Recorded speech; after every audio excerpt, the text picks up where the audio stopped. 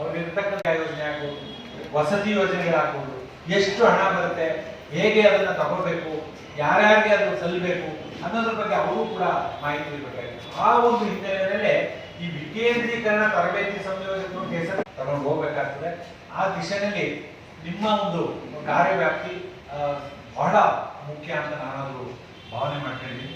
ನಾನು ಈ ಹಿಂದೆ ಅಬ್ದುಲ್ ನಜೀರ್ ಸಾಹೇಬ್ ಹಾಗೆ ಗ್ರಾಮೀಣಾಭಿವೃದ್ಧಿ ಸಂಸ್ಥೆಯಲ್ಲಿ ಬಹುಶಃ ನೀವೆಲ್ಲ ಬರ್ಲಿಕ್ಕೆ ಮೊದಲೇ 98 ನಾನು ಫ್ಯಾಕಲ್ಟಿಯಾಗಿ ಆವಾಗ ಡ್ವಾಕ್ರಾ ಅಂತಿದ್ದೆ, ಅದು development of women and child in rural area. ಇಲ್ಲಿ ಯೋಜನೆಗಳು ರೂಪುಗೊಳ್ತಾವೋ ಅಲ್ಲಿ ದೊಡ್ಡ ದೊಡ್ಡ ತಜ್ಞರುಗಳೆಲ್ಲ ಸೇರಿರ್ತಾರೆ. ಈಗ ನೀತಿ ಆಯೋಗ ಆಗ್ಬೋದು, ರಾಜ್ಯ ಮಟ್ಟದಲ್ಲಿ ನಮ್ಮ ಫೈನಾನ್ಸ್ ಕಮಿಷನ್ ಆಗ್ಬೋದು, ಎಷ್ಟೊಂದು ತುಂಬಾ ತಳಮಟ್ಟದಿಂದ ಬಹಳ ಡೀಟೇಲ್ ಆಗಿ ಚರ್ಚೆ ಮಾಡಿ ಯಾವುದೇ ಯೋಜನೆಗಳನ್ನ ರೂಪಿಸ್ತಾರೆ. ಆ ರೂಪಿಸುವಂತ